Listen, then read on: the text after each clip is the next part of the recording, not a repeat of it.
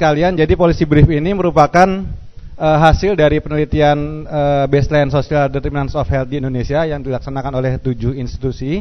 Salah satunya adalah UGM. Kemudian policy brief ini juga sejak tahun 2012 sudah berada di website Kebijakan Kesehatan Indonesia dan sudah mendapatkan berbagai macam masukan dan kritikan dari ibu dan bapak sekalian. Jadi saya rasa mungkin ada ibu dan bapak yang sudah turut berpartisipasi untuk pengembangan policy brief ini. Jadi akhirnya sekarang kami coba tampilkan dari hasil pembahasan di website selama 1 tahun. Hanya saja ada banyak yang dikurang-kurangi. Jadi karena tidak mungkin kita masukkan semuanya, karena totalnya itu ada 10 halaman.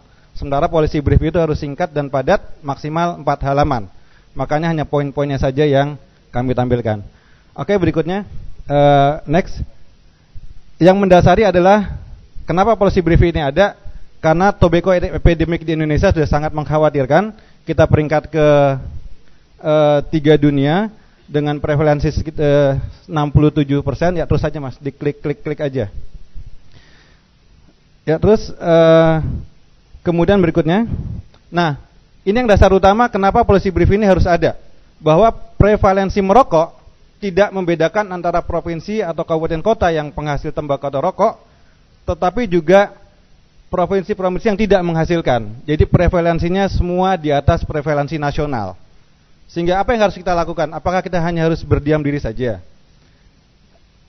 Kemudian mas. Kemudian dari adanya ini kita mengetahui bahwa sebenarnya second hand smoke adalah salah satu permasalahan utama. Semua di atas 70%, kecuali yang di fasilitas kesehatan. Tetapi semua tinggi termasuk kantor pemerintah juga. Berikutnya. Ini dampak terhadap kesehatan baik sebagai perokok sendiri maupun yang non perokok. Ini seharusnya gambar ini juga ada tetapi terpaksa harus dihilangkan. Ya, berikutnya. Dan yang lebih penting lagi adalah dampak terhadap keuangan negara. Pak Khalid tadi sudah membahas bahwa cukai rokok setiap tahun meningkat karena prevalensi perokok kita juga meningkat. Namun, jadi tahun terakhir kemarin 77 triliun. Namun jangan lupa bahwa hasil penelitian dari Pak Suartako dan Litbangkes bahwa beban penyakit atau kerugian ekonomi yang ditimbulkan oleh rokok itu mencapai sekitar 200 triliun atau 4 kali lipat dari pendapatan cukai rokok. Ya, berikutnya. Oleh karena itu kami bikin strategi seperti ini. Kalau kami ajukan, kenapa kita sebut tadi untuk yang non penghasil, kalau policy brief ini kita serahkan kepada katakan Kabupaten Jember, Kabupaten Temanggung, udah pasti akan diacak-acak. Jadi kita pakai strategi, kita kerjakan dulu, kita beri kesadaran dulu kepada policy maker yang ada di kabupaten kota maupun provinsi yang tidak menghasilkan tembakau untuk membuat kebijakan-kebijakan pengendalian tembakau. Kita kepung daerah-daerah penghasil tembakau. Dan beberapa daerah sudah mempunyai kawasan tanpa rokok. Dan ini pun terus meningkat. 2 menit lagi, alhamdulillah. Rekomendasi tentunya adalah kebijakan tentang KTR. Kemudian yang paling utama adalah FCTC. Kita negara termasuk negara yang menyusun ini, tetapi kita tidak mentandatangani, tidak meratifikasi.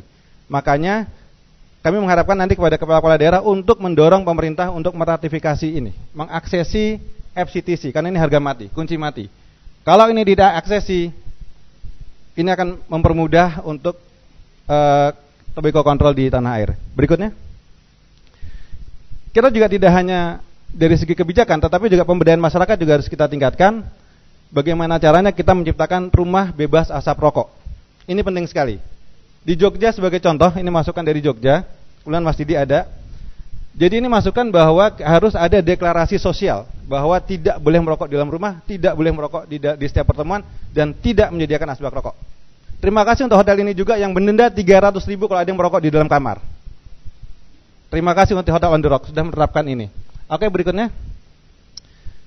Kita juga berharap klinik-klinik berhenti merokok akan semakin banyak di tanah air. Sekarang banyak orang yang ingin berhenti merokok tetapi tidak ada kliniknya, tidak ada tempat untuk konsultasi. Jadi kita harapkan di setiap kabupaten kota harus ada. Berikut. Tindakan yang tepat oleh pemerintah daerah dapat melindungi masyarakat dari paparan asap rokok dan menyelamatkan keuangan daerah dari pembiayaan kesehatan berbagai penyakit yang dipicu oleh rokok. 4 kali lipat. Ya, berikutnya. Jadi kalau ada komentar ataupun saran masih bisa ditujukan ke salah satu ini. Kalau yang paling bawah juga boleh, nggak apa-apa, atau yang paling atas saja lebih gampang. Tetapi kami masih menerima kritik dan saran, dan Policy Brief ini masih akan kami tempatkan di website KKI. Masih akan ada di sana, dan silahkan kalau mau dikritisi lagi. Terima kasih. Assalamualaikum warahmatullahi wabarakatuh.